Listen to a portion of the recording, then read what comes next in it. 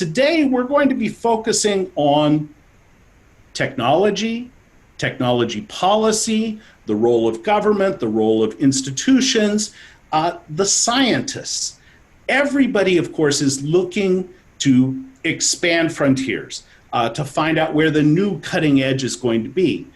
All societies are going to have to rely increasingly on innovative approaches. Here in the United States, in China, we have aging populations, we face environmental challenges, we have to do things better with less labor, we have to produce things with less of an impact on the environment, all of these kinds of things. So we need scientific advance, we need engineering progress, absolutely essential.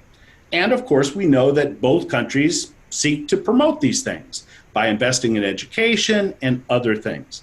China, of course, has also got formal innovation policies and things like that, and has been in the business of cultivating talent and trying to recruit talent, to bring talent back. Now, in recent weeks here at USC, we've hosted webinars with Gary Reichel, a venture capitalist who has been involved in a lot of technological innovation in China, investing in such companies after a long career in the United States and Japan. You can watch that video. We've had Margaret Lewis talk with us recently about how the US government has responded with its China initiative. She's a law professor and talks about the legal ramifications. But now we are really fortunate because the person who has been looking at these questions the longest and in the deepest ways imaginable is with us today. Professor David Zweig has looked at China's education system, at China's science policy, at its effort to build its resource base, all of these different things for decades now. He's really the person most knowledgeable about this subject. He's going to be talking with us about what these programs actually attempt to do, how successful they have been, and how the US has responded, and what the consequences of all this might be, not just for the two countries, but for science and technological progress. David, as you know, because you all signed in for today's webinar, is Professor Emeritus at Hong Kong University of Science and Technology, teaching there for roughly a quarter of a century. I first got to know David when he was working at rural economic growth in China way back in the 1980s. But he subsequently became really focused on this question of talent, this question of human capital, and has done a lot on it. He created and ran the Center for China's Transnational Relations for 15 years, and he is a prolific author.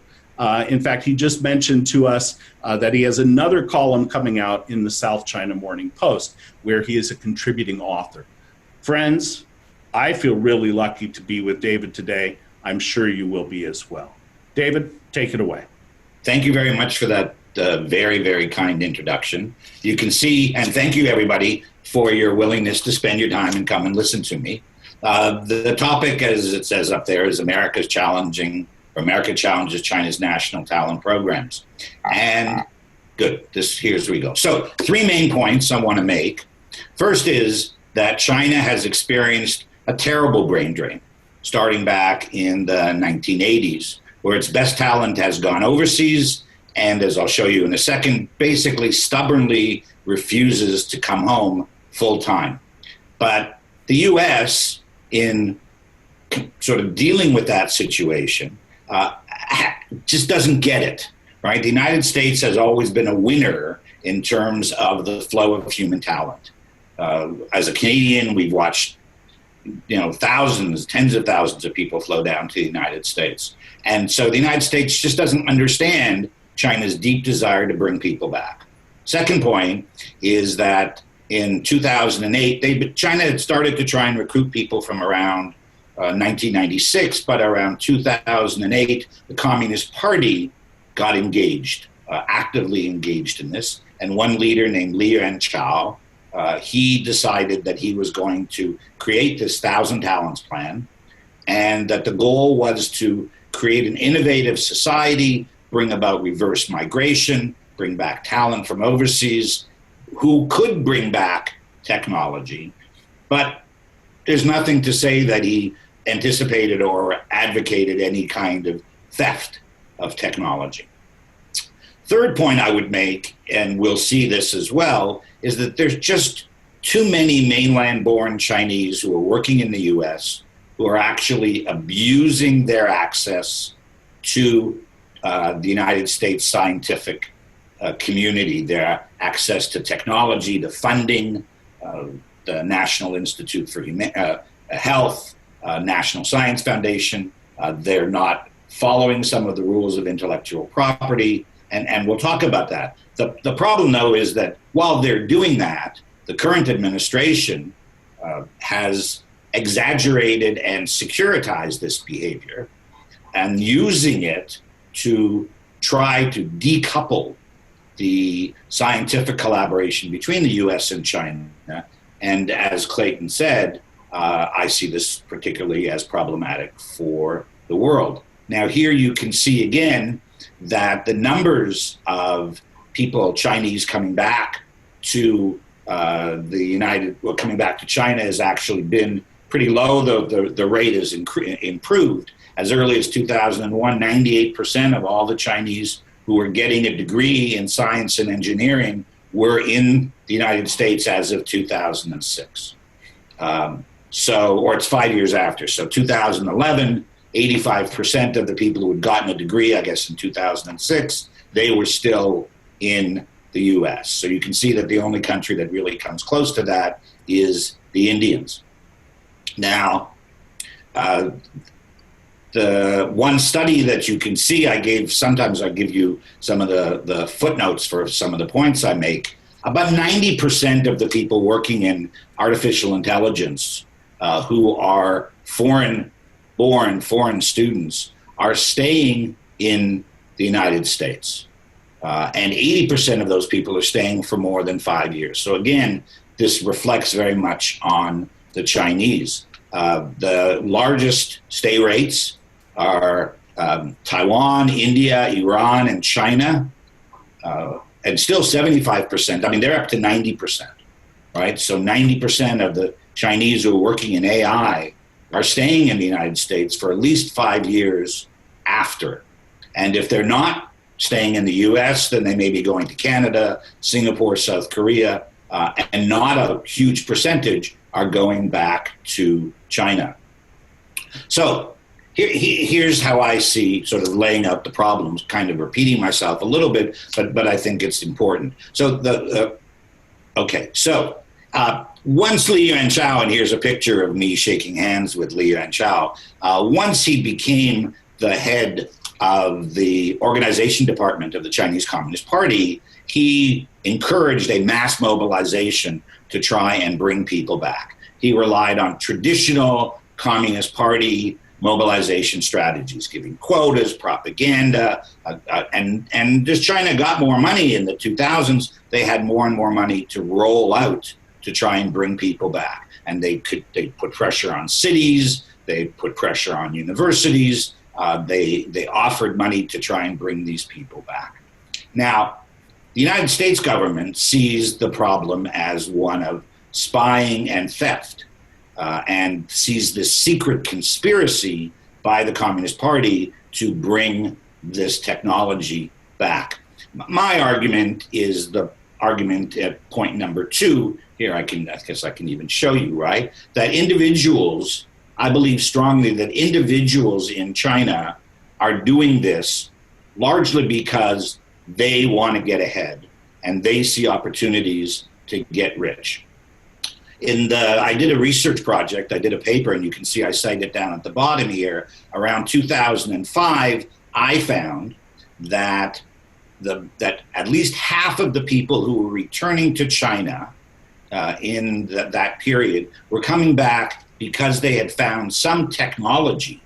They had been able to get a hold of some technology, master some technology that they could bring back to China. Didn't have to be world-class technology, because that was often, then they get into intellectual property theft. So they could get second-tier technology and bring that back because China had a shortage in all these different kinds of technologies.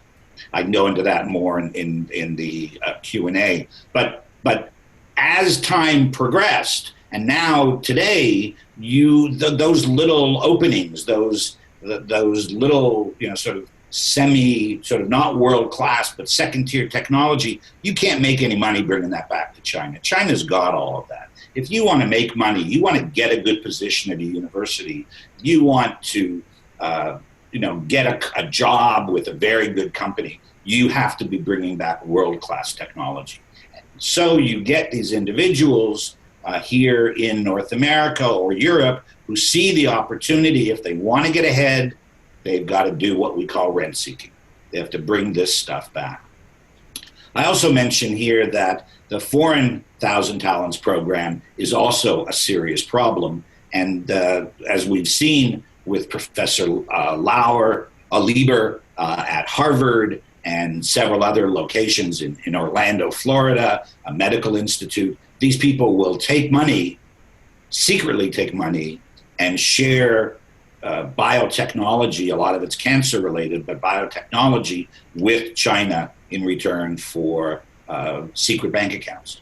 Now, overall, the US mistrusts China, and it's not unwarranted. We get these reports of cyber theft, we get these reports of military intelligence, the RPR policy, the United China promised, doesn't quite deliver. And as we've seen with this Thousand Talents program, they're quite opaque. Often people are signing up and they don't really let it be known that they've signed up.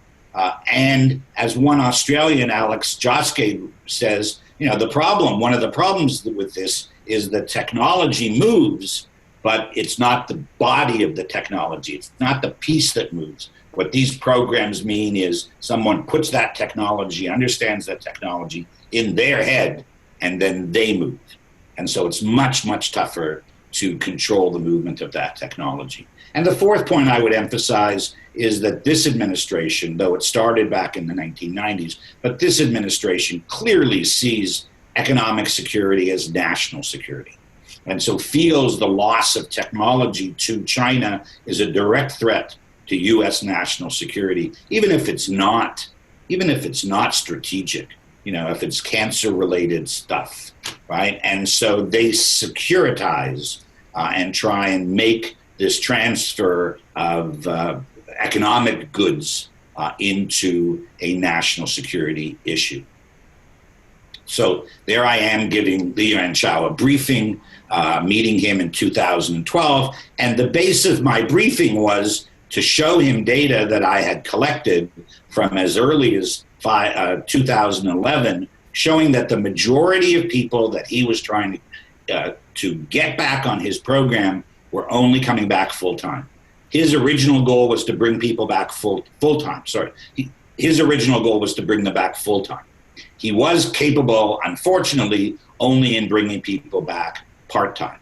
So he had a program where you could stay in overseas and work for 2 months to maximum 3 months back in China, and you could still get some rewards for doing this. And from my perspective, it's this part-time program that has been the big bone of contention between the United States and China, because Chinese are staying in the US, they're running laboratories, but they are engaged with a Communist Party-run program back in China. And the American government isn't so pleased about that. Here's, we can go through this quickly. This just shows the data, the numbers that we've tried to put together to show the growth of the program. Here you can see the Foreign Talents program still. This is annual. As of 2015, 244. The estimates today are that there's about 7,000 to 8,000 people who were on the program. Now, one of the big arguments that I make in this paper and in this presentation is that if you look at the bottom of the slide, the USA is the big winner, right? These talented people, if you look at where the 1,000 talent participants are, and these 1,000 talents participants, as I'll show you in a minute, are among the very best Chinese talent in the world. Where do they live? Well, a lot of them live in the United States. They got their degrees in the United States. They work in the United States, and they've stayed. So 54% of all of the people in the 1,000 Talents Plan are actually in the United States, which is one of the reasons why the American government is also quite concerned. Now, if you want to measure how good these people are and try and decide, are the good people staying in Europe? Are the good people staying in Canada? Are the good people staying in the U.S.? Or are the good people going back to China? We use a series of 3 measures of the scientific quality of people. One is called the H index. These are standard bibliographic or biometric measures for the quality of an academic. So you want to know how often their papers are cited. That's the H index. You want to know where they're publishing. That's the impact factor. What journals are they publishing? How powerful are those journals? How influential? And the third is how many papers are they publishing each year? So we got a hold of, I realized I didn't tell you the database, but we have about 1,400 cases of people involved in the 1,000 Talents, or 770 people in the 1,000 Talents program. And so we can then measure their quality. Some have stayed in the US or overseas, and some have gone back. Now here you can see that by country, here's the measures of the quality of their research, right? And if there's a number where it's a 2-star or a 3-star, that says that there's a statistical significance for the quality of the people who have stayed in these countries, the 1,000 Talents participants. So here you can see that the Americans across, the numbers of papers published, the journals they're publishing in, and how often their research is cited. You can see that America across all 3, across all 2, they're not in terms of the number of papers, but in these 2 categories, they're doing quite well. So the very talented 1,000 Talents people, by these measures, are staying in the US. Similar in Canada. I am Canadian. Clay didn't say that, but so this makes me proud. And the UK, the H index. And you can ask me questions later if you want about how I interpret this. But overall, you can see, again, another measure that the US is doing very well. Now, it's not just that they get a US PhD, because as you can see here, having a US PhD is not enough to make the quality of their work statistically significant, right? It's that they had to get a job in the US, and so those minimum of 5 years, postdocs, things like that, that's how these Chinese who come here or come to North America and get a position and then take on an option to join the 1,000 Talents, they need to work in the United States for a number of years before they go back. So around April 2018, actually, I would say it really started around 2015, the FBI put out a notification, which I saw, which said, be careful of the 1,000 Talents program because Chinese are using it to steal your intellectual property.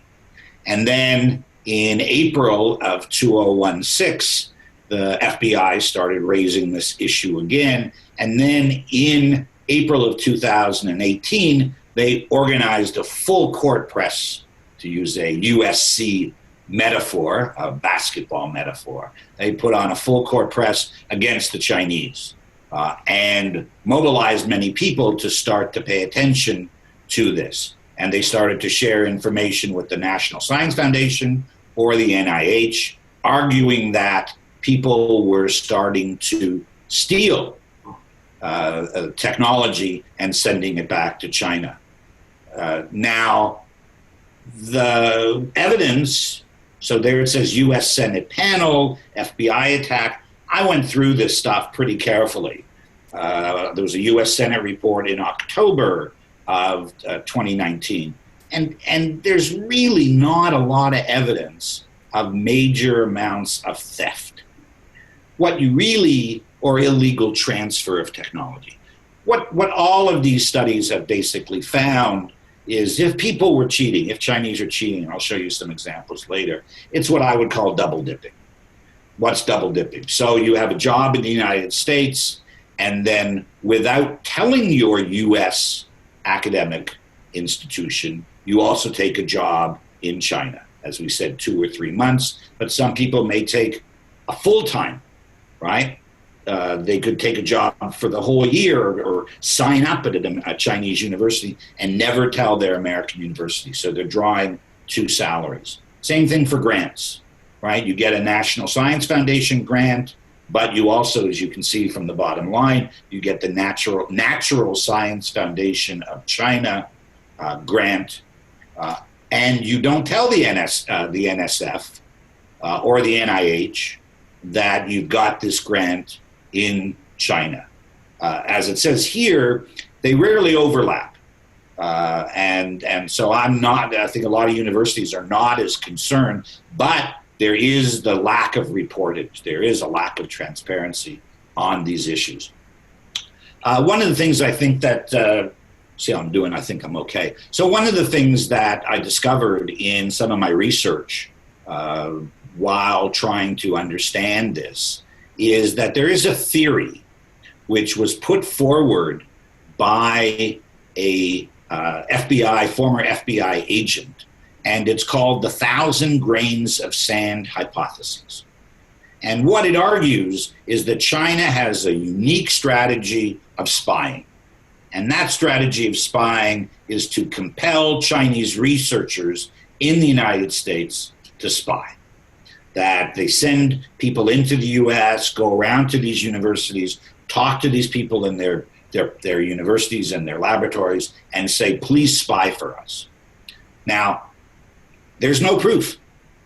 There's no proof that China does this any more than anybody else. In fact, as it said, the guy who created the concept has basically now rejected it.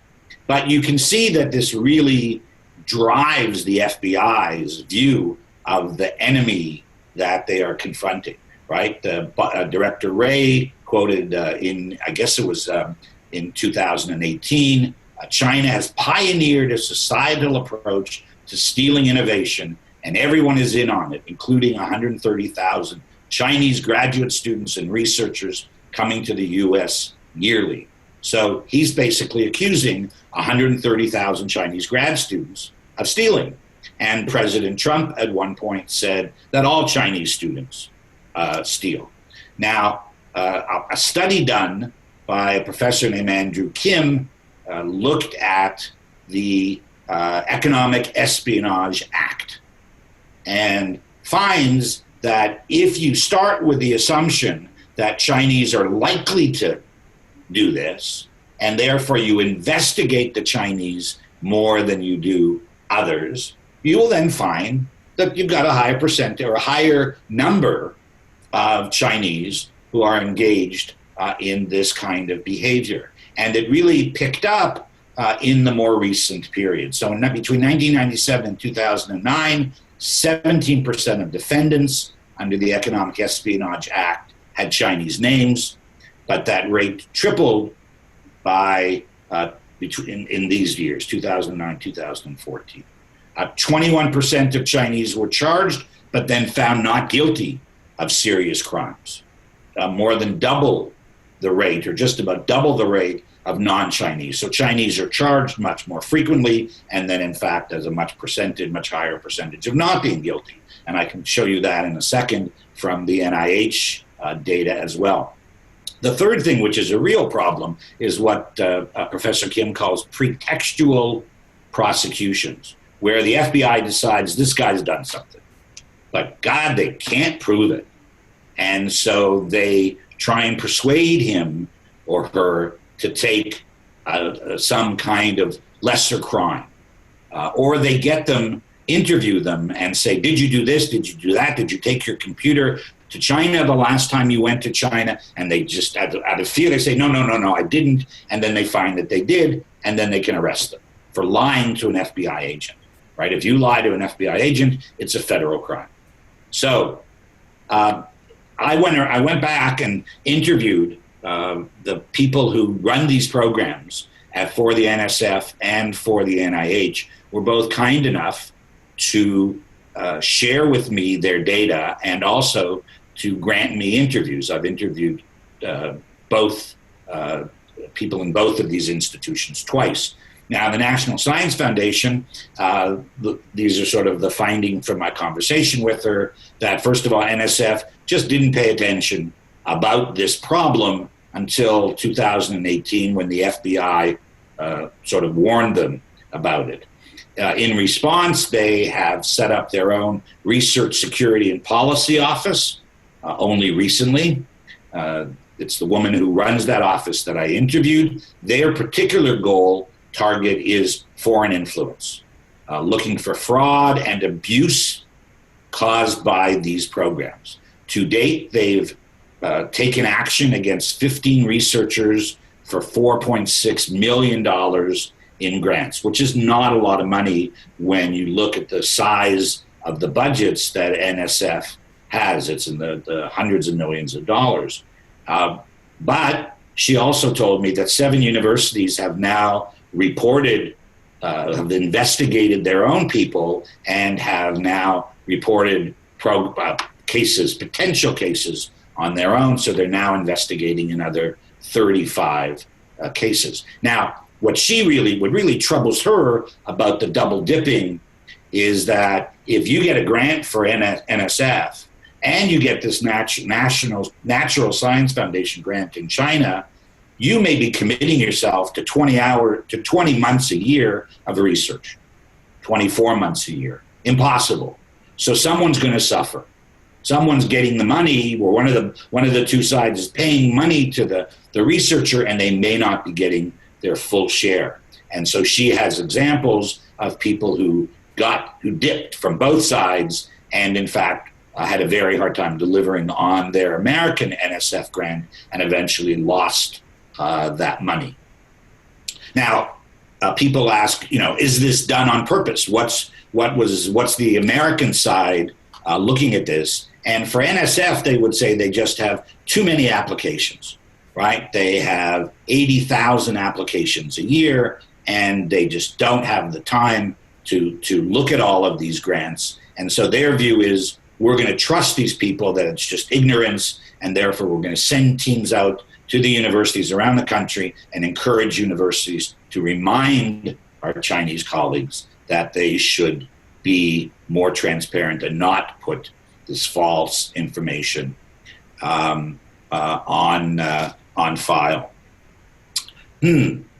Now, I thought there was 80,000. Maybe the NIH gets 80,000 applicants a year. They can only fund 20. My mistake. But as the person doing the research for the NIH says, very good applicants don't get funded, and the peer review process is one of the lifelines of our system. And so if people are cheating, that's really a problem. And the person who's doing this research, who's monitoring this, he feels very much affronted and very angry by the fact that there is this Chinese, what he would say very clearly is cheating. Now, again, they were approached by the FBI. NIH was approached back in 2016. And I mention that because that's still the Obama administration.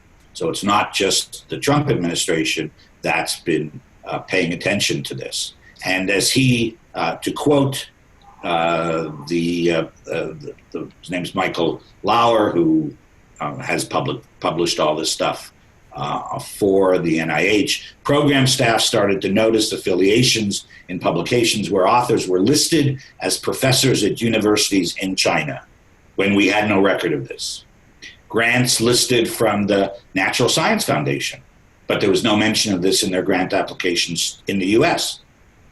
And so we saw this repeated numerous times, and so they decided that they better look into it. So the data that Michael has published in the last 2 weeks ago, 399 scientists are considered of possible concern, and 44 other scientists are under investigation by their home universities. What they've discovered is that 63% of the 256 cases that they're looking at, that they've proceeded with, 256 cases were positive, 19 were negative. So here again, we saw before 21% were accused of illegal economic activity. Here we find 19% accused of negative, or that they were found innocent of NIH, sort of breaking NIH rules, and 18% are still pending. 70% failed to disclose to the NIH that they had received a foreign grant. 54% did not disclose participation in a foreign talent program. 9% hid ties to foreign companies. 4% had undisclosed foreign patents. And one issue which is very important, and I know for NIH it's really an issue, is 5% violated peer review system. What that means is you're sent a paper about a project being done in the United States for NIH, and what they have found is that in some cases, so in 5% of the cases, the Chinese side, the Chinese reviewer, so the mainland-born academic working in the United States gets a file to review for NIH, and he or she then photocopies or makes copies or emails that research back to somebody in China who is then in a position to try and beat the American out at that research. Now, the other thing is, if you look at the median age is 56. So we're not talking about immediate postdocs, 27, 28, 30-year-old people. We're talking about senior researchers who are being investigated, and I guess in many cases, in some, being found responsible for doing this. You can ask me later why I think they do it, and I can give you many more reasons than, more. I mean, it's not just financial. I think the academics do a lot of this partly to help China. 54 NIH investigations have triggered 54 professors to resign, of whom 93% are mainland-born Chinese, and the FBI has already arrested 30% of these people, 121 of them. Now, another problem is that when the NIH wrote a report was interviewed for a Senate committee report, they said that excessive co-authorship with scholars in China is a sign of potential technological theft. In other words, if you are an American-based academic of Chinese ethnicity or American Western, sort of Anglo ethnicity or whatever, and you publish a lot with people in China, the NIH view is that suggests that there's some kind of bad stuff going on. And this goes really against the whole general view that co-publication worldwide is a really positive phenomenon. And here I give you a couple of examples, right? In the past decade, the percent of U.S. publications from international collaboration rose from 25% to 37%. That's the NSF's own data. So that says that more and more people are doing collaborative research, right? The Chinese are being the lead author on many. So the Chinese in the PRC scholars are the lead authors on many of these publications. So they're very actively involved in this. And the third finding, and this is by a paper by Lee and Hout, say that in the past 5 years, the U.S. research publications would have declined without having co-authors from China, whereas China's publications would have risen without the USA. So clearly, this is not a bad thing for America. Now, how did China respond? Well, the initial response was to hide it.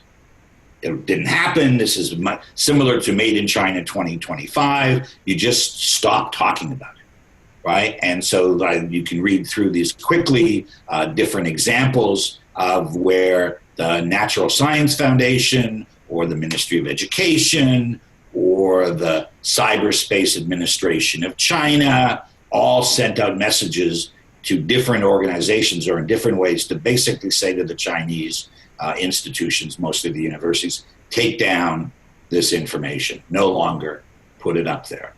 I went to visit the Chinese consulate in New York while I was in New York a couple months ago, back in February, and they talked about what they called the three unfairs. And I will, give voice to those concerns. The first is that when there's a very large NIH program with several millions of dollars, and it was set up under the Obama administration, and at that point, everybody was really keen about it.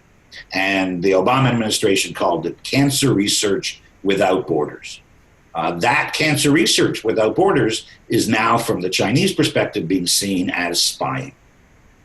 So that they see that as unfair. Second unfair is that the Chinese universities themselves did not realize that there was so much conflict of interest in them hiring these people who are positioned in China or in the United States and then paying them a salary. I mean, you can have your doubts about all of this, and I do. And the third unfair is that the Chinese consulate said that many people didn't realize that double dipping could become criminal. And I guess they just saw it as a moral problem. And then now, surprise, surprise, you get interviewed by the FBI, you lie, and it's now become a criminal offense. Other Chinese have been more responsive in a more positive way, using, I think, the concept of crossing the river and burning the bridge or destroying the bridge, Chinese expression, guohe chechao, right? And they feel very much that the problem that exists with 1,000 talents is really a problem of China's own making, that they're not rigorous enough in monitoring people who get these double dip, what they call fake part-timing, right? That they're saying that they're part-timing, but they're not part-timing, they're full-timing, they're not working in their jobs in the West. They see it as unethical. And so they really feel that it's important that China gets a hold of this. I found this is my own translations from this Chinese article down here, but part of it says we have to use this dispute as an opportunity to clean up our own act, which is good, but it says if China wants to surpass its opponent at this critical moment, the U.S., it has to have a normative system. Well, I'm going to stop there then. Let me begin, first of all, by thanking you for this deeply researched presentation, the product of many years of study. I apologize. I accept you chiding me about not highlighting your Canadian citizenship and your presence in Toronto. And the other thing, of course, in your bio that I should have highlighted, I'm sure it's the most important honor you've ever received. You are a member, of course, of the U.S. China Institute's Board of Scholars.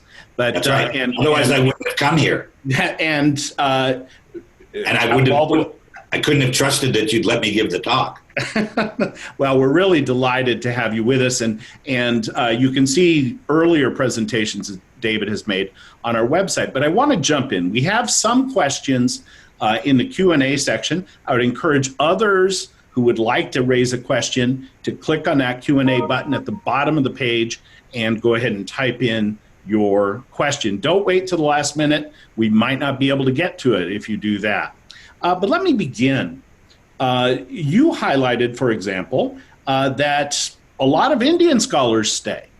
And of course, other graduate students receive their degrees and they stay, and these sorts of things. And of course, the competition for the technological higher ground is global. It's not just restricted to these two countries.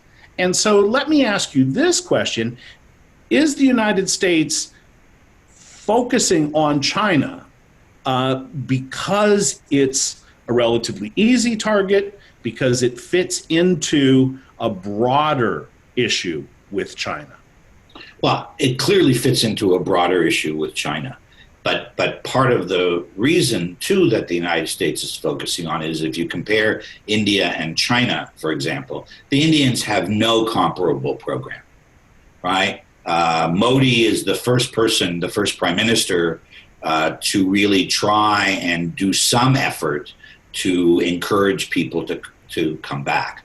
But, we went to the consulate in Silicon Valley, an Indian friend and I, We did this project on Indians, sort of to do this comparison. And we went to the consulate and spoke to the consul general.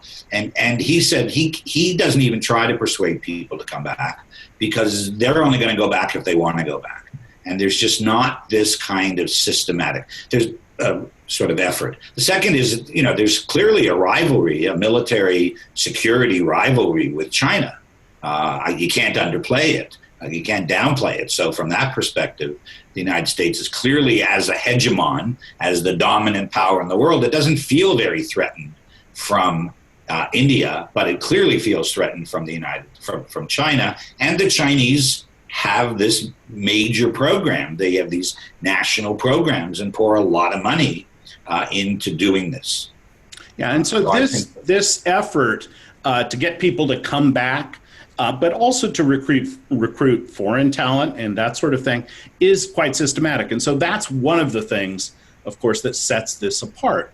And it's run by the communists. And the 1,000 Talents Plan becomes particularly of interest. I mean, you never hear people talking about the Changjiang Scholars Program, right, which is run by the Ministry of Education and funded by Li Ka-shing. Now, nobody's talking about these programs, right? They're seen as much more benign, and probably there's not as much money, but it's also not run by the Chinese Communist Party. Well, and you highlighted. I hid whatever I could, Clay. That Li Yuanchao, it was the head of the organization department, and right. Maybe you could say something more about this all-important human resources office, the organization department.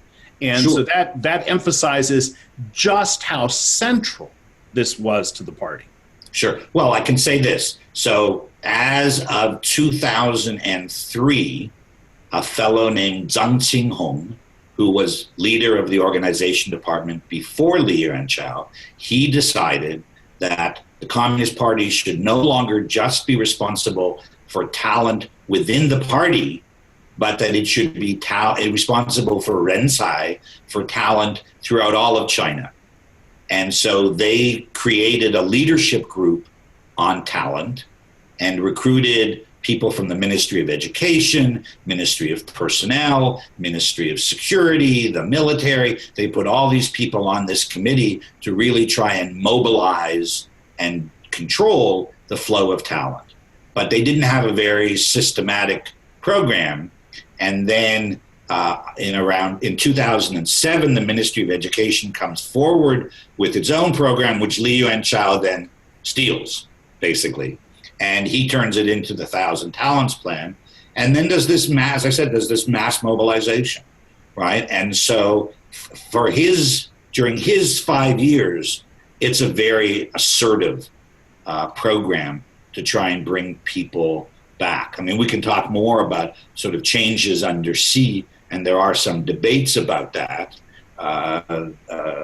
Some of the references to, as the universities institute tighter ideological controls, sometimes they do mention, even in public messages, that they're worried about the university professors being too supportive, the returnees being too supportive of the the Sun Fund, the separation of powers in the United States, right? Those kinds of things. So some professors feel challenged by that as well. But the organization department is responsible for all the postings within the Communist Party system and for many of the non-party posts. So, for example, the president of Peking University, it's not a party post, but the top leadership in the organization department will authorize who gets to be or will have to certify the selection. And it'd be interesting to see what happens in Hong Kong now, whether or not, in fact, eventually our own presidents will start to get decided key decisions by the organization department. Yeah, there have. We'll try maybe to save a few minutes to talk about the situation in Hong Kong, but to stay on this question of focusing on China, because there are many Americans and others who, because they see, the prosecutions are primarily people of Chinese ethnicity, that sort of thing. They worry that this is driven by racial animus and that racial profiling is where this hunt begins. Do you see any evidence of that?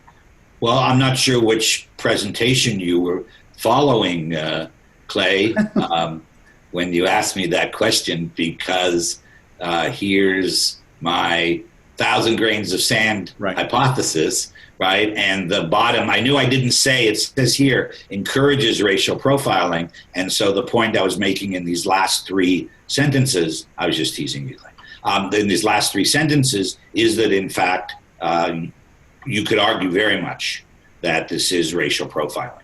And that, in fact, there are, in the paper I wrote for the Center for Strategic and International Studies, there's reference to some members of Congress who are Asian Americans or Asian Americans, who argue very much that they see this as racial profiling. So this was before the president decided to label the coronavirus as some kind of flu that could only come from people who study kung fu. Right, and so this, your evidence is really quite compelling, and certainly the perception among Chinese American scholars is that they're under greater scrutiny. Absolutely. And that by initiating this, from DC, from Congress, from the Justice Department, they have colleagues looking at them, with greater concern and those sorts of things. A good example is the woman who, again, in the paper, MD Anderson, which is a major cancer research institute in Houston, and she was harassed. And it was never proven that she did anything wrong. The only thing that she ever did, she admits, was that when she was asked to do some peer reviews, she asked her team to print them out for her. So she forwarded them. Now, could they have passed them on? Yes, they could have, right? And was that wrong of her to do that? Probably by the rules of peer review, yes. But they hounded her. And eventually she left. And the same thing with the professors at Emory. They were never found guilty of anything, but they left. And so America has relied so much on these graduate students and these people to come and work in the United States.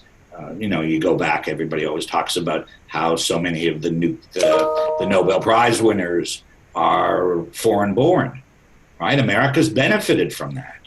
And that was my opening point too, which is America, has benefited so much from that. It never even considers the fact that people would want to go back to China, right? Or that they would want to help China. So this takes me into one of my points that I said a question I would answer that nobody's asked me, but I'll ask myself. And it's the point that a lot of Chinese who live in the United States are proud of China and they love China. I'm Jewish. I'm pretty cool with Israel, right? The Irish are pretty cool with Ireland, especially when, South Ireland, the Irish Republic started taking off in technology. And Chinese have this very strong ethnic identity to China, and they want China to do well. They want China to be back as, one of the two major powers in the world. And they feel that they can contribute to that through these efforts. So they don't have to do anything illegal, but they really do want to help. Well, and in fact, that you demonstrated quite clearly how important Chinese researchers, first at the graduate student level and then moving on into senior ranks, have been for science and technology in the United States. That the United States is overwhelmingly the big winner in this. People choose to stay, and they produce important work here that has benefits here. Some of it may also have benefits in China, but that the U.S. is a winner. There's no doubt in my mind, as I was thinking about this, there's no doubt that there is a significant amount of technology transfer that's going back to China. China is clearly benefiting from this process. But, the United States is still ahead in many cases. If it would spend more money on research, on R&D, though NIH, Michael Lauer says that, in fact, their budget has been going up over the last number of years, contrary to all of us who say that Trump's cut all the money. They are getting more money, but the United States still needs to spend a significant amount of money. The data show that China's catching up in terms of R&D investment. But I think there's no doubt, if you look at this without a bias, that you would still see very significant benefits to the United States. And most of us, I can name on, a group of people who work on these issues from academic perspectives, right? Your own Stan Rosen, my friend Pete Suttmeyer, Lee Chung at Brookings. I mean, all of the people who look at this stuff, Dennis Simon, right? Everybody's pretty positive about what this means for America, even though we all know China, right? We understand China, and we can see this process and understand that it's going on. But you have to pay a certain price. You're bringing over, there's 1,000. I remember a couple of years ago, Rao Yi, who's one of the most famous people to go back. He said that there were 1,000 mainland Chinese in key positions in the United States, whether they're directors of research labs, deans of universities, 1,000 people, right? Not a bad benefit for the United States. Now, these are research leaders, academic leaders, in some cases also kind of academic entrepreneurs creating new programs, these kinds of things. And clearly, the benefit has disproportionately come to the United States. You've got all of these people. And there's no question that technology transfer happens, and that people are eager to share what they've learned. Well, you could also still say, and yes, my argument is that there's financial incentives. Yeah. There's you can get promoted, right? Today, the point I was making was, 15 years ago, you could go back with some middle range technology that you got off the shelf, right? That nobody else really needed. I remember interviewing a guy in Japan who told me that when he went to Japan for a postdoc, this was around 2005. He spent the first year looking for technology that existed in Japan that wasn't available in China. He then learned how to use it, and then went and got himself a chair at the Chinese Academy of Sciences because he could bring that back. You can't do that anymore. You want to bring something back. You want to get a good position in China. You want to use your time in the U.S. as a leverage or a jumping up spot for big promotion. You got to bring something back. And I think that one of the reasons that the biotech and the whole question of cancer research is such a big deal with the cheating and the copying of that too, is because the Chinese consumer is very concerned about cancer, right? The quality of life has gone up. Hospitals, lots of cancer hospitals in China, and they want to get cutting edge technology, and they're competing with each other. And so they're encouraging these people to steal. So so my big point is, it's not a national level conspiracy, which is how the United States, FBI Director Wray said that this is a nationwide strategy by China, an all China strategy. Therefore, we need an all America strategy against it. And that's just so contentious. Well, and it goes beyond needing this national strategy, because as you highlighted, part of the issue is the perception that everybody of Chinese ancestry is mobilized to realize this. That gets at that 1,000 grains of sand idea, these kinds of things. We've already asked a couple of questions from our large audience, and I want to get to more of those. But before we do that, David, let me package a couple questions together for you. And that's, what would you suggest? Okay, you've already said that China, in part, by not being sufficiently transparent, by not pushing Chinese universities, Chinese companies to be more transparent in the arrangements that they make with foreign and other researchers, things like that, that might be one thing. But what else on the American side? You've talked, for example, about the education efforts, sending people out to to have researchers better understand what the rules are, what the expectations are, things like that. So if you could say a little bit about what next, what should happen? Well, let me just say, first of all, one thing that we still don't have, and I'm still trying to get, is I want to know proportions. So even if you see that 330 Chinese mainland-born academics in the United States are accused of some kind of malfeasance, what percentage is that of all of the NIH, all the people getting NIH grants from the U.S.? And is it 5%? Is it 20%? If it's 20%, it's a real problem, right? But we don't get that number.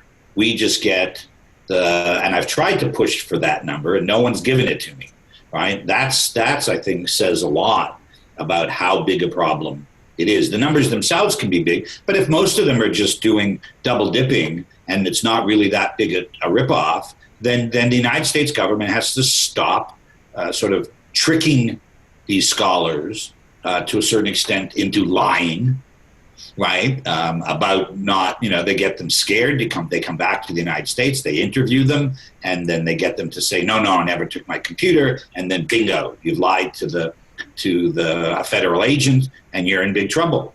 A lot of these cases, if you look at them, they'll get them for wire fraud, right? They're not getting them for spying. And so I think that this administration has to really come clean and say, what is it that they're really finding? I'm the one who keeps arguing that it's the double dipping, and nobody's disagreeing with me. Nobody's saying, oh, you're making this up. The numbers are pretty good, pretty clear. The data is pretty clear that it's really just double dipping. So the United States has to back off, I think, on the double dipping and share more information with us. They also need to be much more strategic. If 20% of people are being charged and then not being found guilty, that really ruins people. 20%, that's a lot of people whose lives have been really disrupted. And there are individual cases. I think a professor in New Jersey who had been interviewed and did maybe a 60 Minutes program or something, and just talked about how difficult it is, to continue their careers.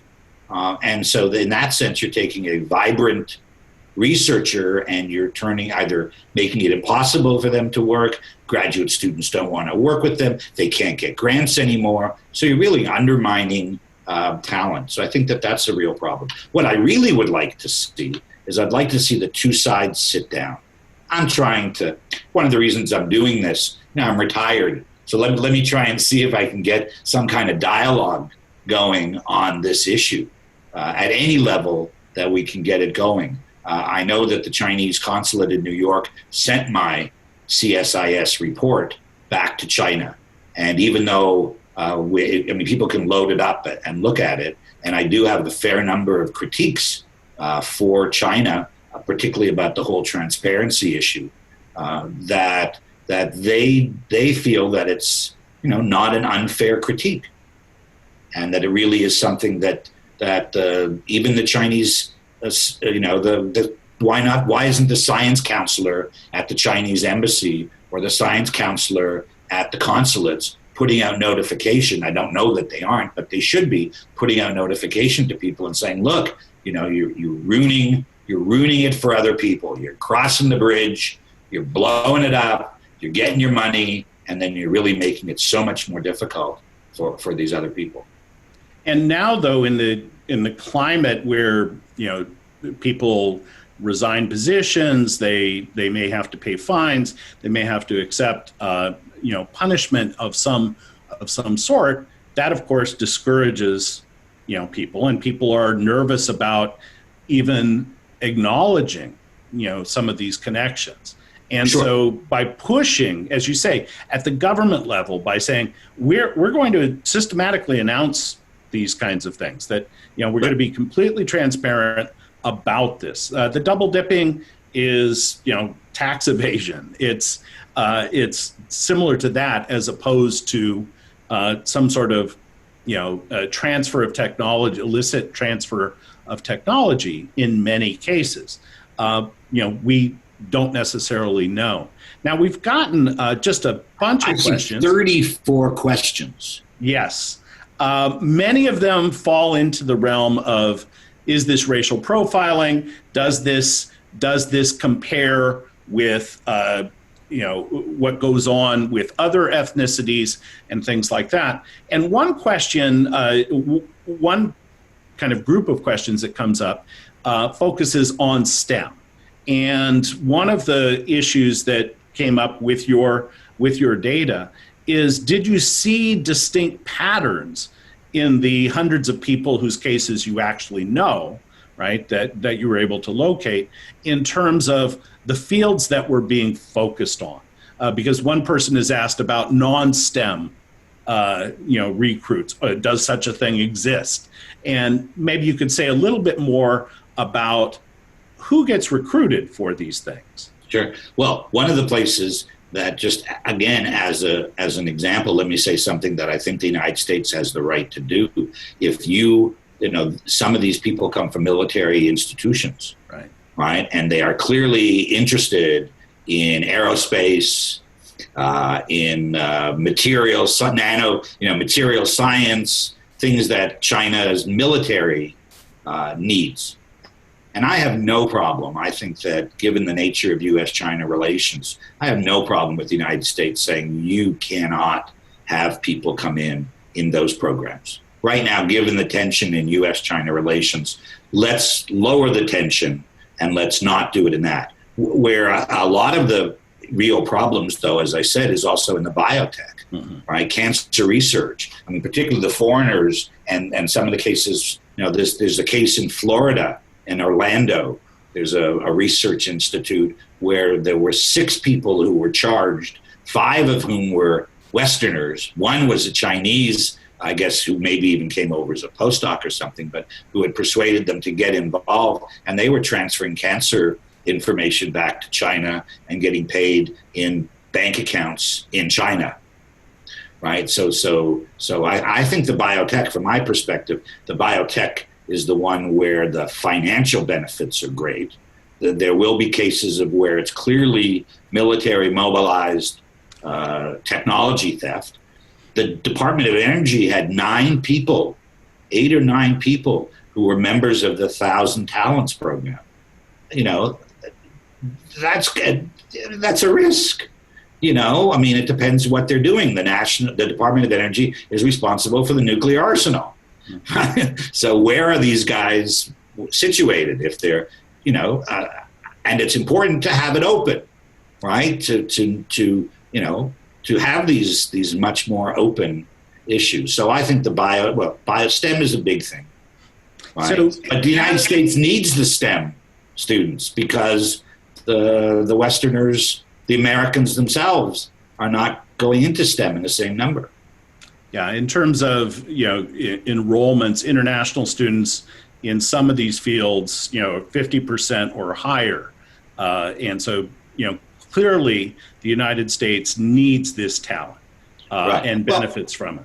Right. Now, there are, when people talk about students going overseas and coming back and all that, it's important to remember that probably 80%, 85% of the people going overseas are just going out to get a master's degree. They're going out for a 2-year master's degree. You get, I'm sure, get them all the time at USC. They go to England, 2 years master's degree. They paint on a little gold, what they call dujing. You paint a little gold, right? And then you go home. And I have a paper, a research paper on sort of how well do they do when these master students go back. But we're really talking about people who go in to STEM undergraduate or PhD programs. And many of the best students, Lee Chung at Brookings would argue, many of the best students are the ones who do an undergraduate degree in China at Beida, at Tsinghua, and then they go overseas for their PhDs. And those people are really first class. Well, and the recent study by the Paulson Institute on artificial intelligence showed that what a key role students who earned undergraduate degrees in China, came to the United States and have stayed, have played. They've become leaders in this field, and to the benefit of the field to start with, right? And applying this technology to the various problems that matter for all of us is critical. Now, we have a couple of other questions that get at the issue of incentives. Sure. And so if you could say something about maybe changing behavior by making the incentives a little bit sharper. The FBI, the Justice Department would suggest that we're trying to do that we are trying to make clear, not necessarily rewards, but certainly punishments for violating certain norms, certain rules. Maybe you could say something about the incentives. Chinese universities, they have the incentive to recruit this talent, to benefit from it. Chinese companies, the same. And less incentive to make this known. Right. Well, one of the reasons, and again, the Chinese you're asking China to do things differently than the way they do, but which is always hard to do. But one of the things that they do, for example, is funding for universities is based upon publication record. And so if you can recruit someone part-time to come in and set up a lab and do a lot of publications, your university will rise in its competitiveness in terms of getting money from the central government, right? So one thing that China could do would be to have different methods of funding. But, even in Hong Kong, we got our budgets allocated based in part on publications, right? That's the way many countries will do that. That's their best measure, right? It's an easy measure in some ways. So in China, that's a very common measure, and therefore it really gives incentives for the universities to get these people, and then not necessarily to publicize that they're there, but they don't. It doesn't really matter. They need those people. And one of the problems. So again, when I talked to the woman, Rebecca Kaiser, who works at NSF, she was mentioning how there are contracts that people sign. So if you become a 1,000 talents person, you sign a contract with the university, and in that contract, you are under pressure to build a lab, publish a certain number of papers, recruit a certain number of graduate students, and raise a certain amount of funds. That's part of the deal. Now, whether you fulfill it or not, that they're not going to do anything to you if you don't. They just won't extend the fellowship. But immediately, that could be something that I know on the American side they'd really like to see the Chinese stop doing, which is using these kinds of incentives and rewards for people who will then bring their technology or bring their skills. And that's, a good example of it. If people want to look at Lieber, the guy from Harvard, right? He's working with a really nothing university, right? I remember that university I visited it in 1991 or 92. It really wasn't a very prestigious university, but you get a guy like him and he comes in and he sets up a lab and he starts to publish and all of a sudden, hey, this we're players, And that's what a lot of the universities want to do in China. So there's that kind of incentive comes. It's bad incentives on the Chinese side. You mentioned, David, and we're getting close to wrapping things up, but you mentioned in your presentation that some of these 1,000 talents, when they are in China, they make reference to things like separation of powers, and that they may not fit quite in. But I wanted to ask a question that I didn't say the 1,000 talents. All I was saying, Clayton, was that the 回国人员, right, the returnees, that they're seen. Xi in 2016 put enormous pressure on all institutions to organize all returnees into the returnee association, so that they use it like the Women's Federation but like the Youth Foundation, and they've tried to persuade people to join these organizations. I'll tell you a very funny story. So I was doing research in Guangdong and interviewing a guy who did software for hospitals administration. And at that point, I had just heard not too long before that there was pressure to join these 联谊会回国人 and Lianyihui, right? Returnees sort of associations. And the person who had brought me down to the county said, no, come on, there's no pressure. And the guy I was interviewing says, what do you mean no pressure? He says, if I don't join this organization, the county government will not help me market my software outside of the county. Yeah, bringing everybody in, right? Yeah. That mobilization and control mechanism.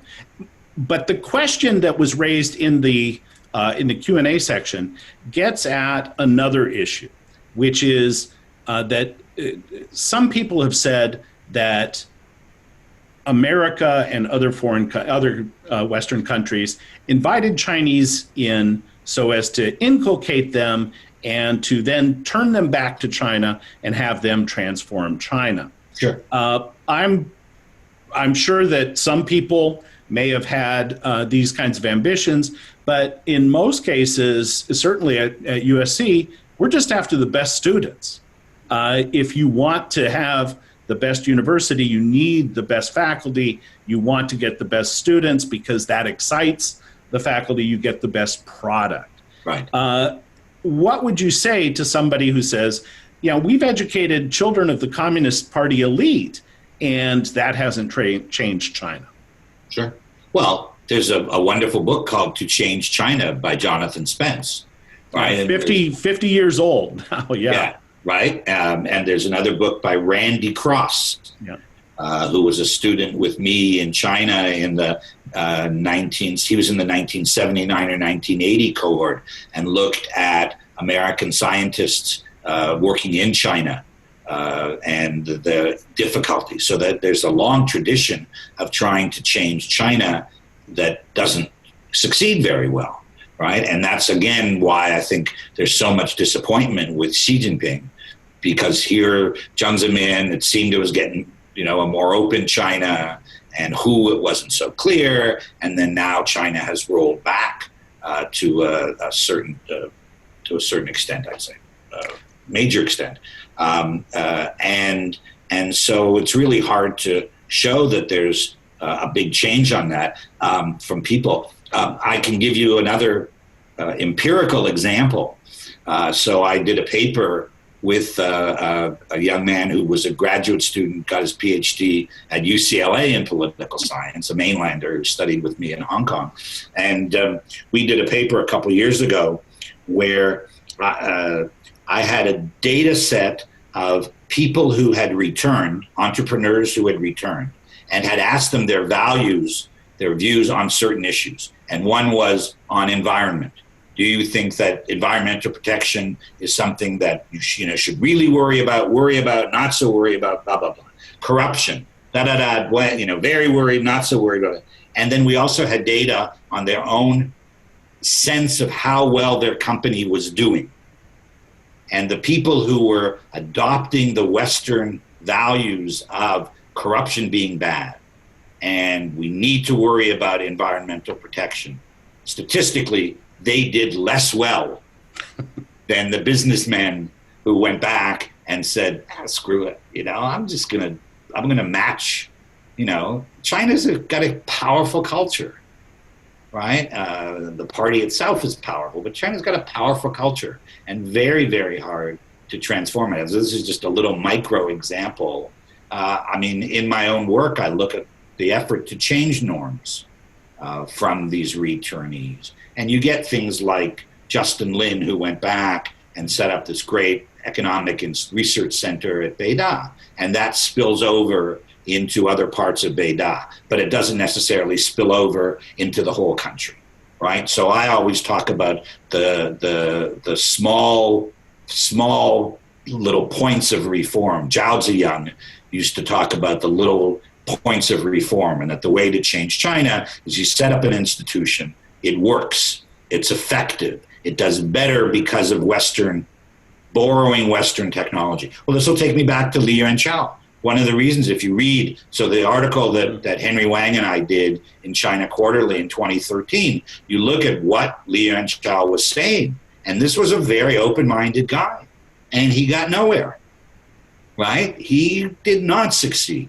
right? He was blocked in his efforts to significantly change the research culture in China. He failed. I think you've just answered my next to last question, which you're talking about how Li Yuanchao ran into the steamroller that is the Xi era, right? Yeah. And in terms of openness and flexibility and pluralism, these kinds of things that Li Yuanchao may have had a greater tolerance for, that Xi Jinping has no time for. Much more tolerance. He went to the Kennedy School, and when he was at the Kennedy School, he was asked, "What did you learn most at the Kennedy School?" And his answer was crisis management, how to handle a crisis. Yeah. Anyway, go ahead. Yeah. Well, and certainly there have been crises since then, but and that's so. Anyway, my question was, how has China responded to the greater pressure from the Justice Department, from the science funding, the health funding agencies here in the United States, those efforts? You mentioned going quiet. Okay, just stop talking about things. But have you seen any change beyond that? No, I've seen, that article in Zhisherfenza in The Intellectual was one example of where people were saying, this is not good. The positive response of the guys in New York in the consulate, that they know that there's a problem here. They know they have to deal with this problem. They would like to deal with the problem. Probably, if it was up to them, they'd be more than willing to sit down. But I've also been told that there are other people with influence in the Chinese consular or foreign policy sector in the United States who don't want it, who just see this as part of the, holding China back. I mean, that's the natural reaction, is that this is just another example. China, the United States doesn't want us to get ahead. Right. They want to hold us back. It's containment. We're doing too well. And China has a really hard time seeing that it's responsible for its own behavior, right? It's very easy for China to say, it's the foreigners who are doing this. We're just, we're reacting. We are not acting. That this. Right. This sort of thing. And, you can see the frustrations and people in China, in the science community in China, they want to reform the science community within China. There are plenty of issues there. David, it's thank you so much for all that you've already given us. And we only have maybe 2 minutes, but I've already got a number of questions in the Q&A section where people, of course, are aware that you've taught in Hong Kong for 25 years, that you are a outspoken gentleman, that your voice is heard on a number of things. With the adoption by the National People's Congress of the national security law for Hong Kong and its implementation just yesterday on July 1st, is there anything that you'd like to share from your perspective as a Canadian, but a permanent resident of Hong Kong? My wife is watching this, and I know that my mother has already said, "Don't you go back to Hong Kong, don't go back." I think that we need to go back. I think that we need to express our views. I think we need to express them as best as we can within the boundaries, though I think I would say now, at a risk of, the boundaries are much tighter than I think any of us anticipated.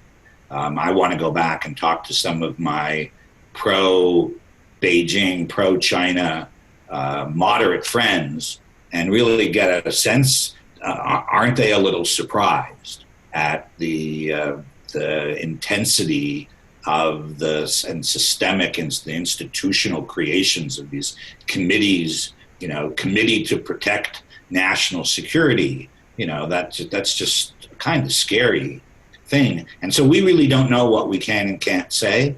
I think there will be a whole bunch of us, whether some some of us as foreigners, that we're all going to be dressed in frog costumes, right? We're all going to be sitting in the same pot, and it's going to be getting warmer. And the question is, how warm is it going to get? Is China going to be able, and we hope that they can, control the temperature and just say, all right, sweat a little bit, guys. And if you sweat a little bit, then you're not going to do things. I mean, secession, I understand that, right? Terrorism, that basically strikes at the destruction of the subways. And most Hong Kongers are very happy to have that ended, right? The big question is subversion of state power, which is something we were always worried about. What is subversion of state power? So what can we and can't we say? And even the question of, can we say it overseas?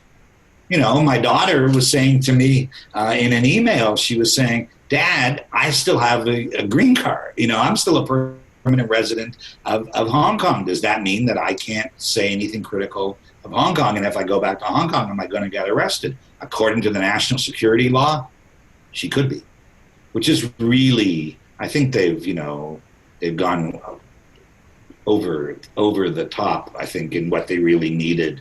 And they would have gotten a lot more popular support for getting rid of, I mean, secessionism, as I said, people can live with that. You know, subversion of state power. I think also on the question of colluding with foreign powers, it becomes really hard, because does that mean, for example, if I'm invited to the U.S. consulate for a conversation, can I even go? Can I have that conversation, right? Can I give a talk at the National Committee on U.S. China Relations, and in that talk say something that's negative about the law? Am I putting myself at risk that I can go back and be arrested because I have slandered the Chinese state? I've subverted state power. So I think that at the risk of subverting state, at the risk of taking a risk, you know, you got to speak, you got to talk on it, and hopefully, you know, we'll know before we need to get out, and we can still play a role. And I mean, that's always been my job, which is, as I see it, is, you know, write something and saying, come on, guys, way overplaying your hand. But both sides overplayed their hands, right? The protesters, I believe strongly that the opposition overplayed their hand. They never thought that the crackdown would be this tough. And then I think that the crackdown is tougher than it really needed to be. Well, David, thank you for sharing that. It's the first time I've articulated it, so it was well. Good. And you know, there's a lot to consider, and we certainly look forward to your return to Hong Kong as well. And we're anxious to have you back to see how this plays out, to see where the lines are drawn and how they're drawn and how people cope. But let me just say, it's worth remembering that this is the U.S. China Institute, and I am a firm believer that the U.S. has played a role in making this problem, in part because of the Hong Kong Policy Acts.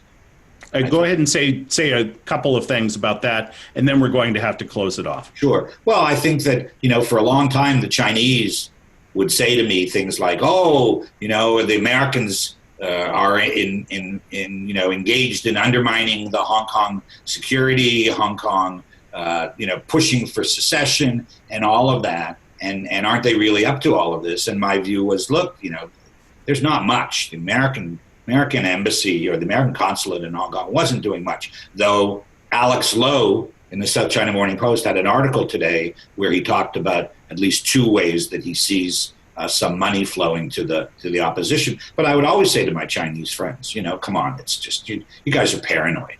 But then I thought the Hong Kong Freedom and Democracy Act, to say to the Chinese, I mean, that's really, I saw that as interference. And that really just reinforced the Chinese perception that the Americans are really out to undermine and to interfere with the way that Chinese sovereignty is their territory. We would prefer that they manage that sovereignty in a different way, but at the same time, I thought that the hardliners in the U.S. Congress didn't do Hong Kong any big favor by passing that legislation. But David, this is a topic that we're going to return to. As you say, this is the U.S. China Institute. This is an issue that's important, obviously, to all of these different places. We definitely want to bring you back. I want to say thank you for your generosity with your time today, sharing your years of research in this with our audience.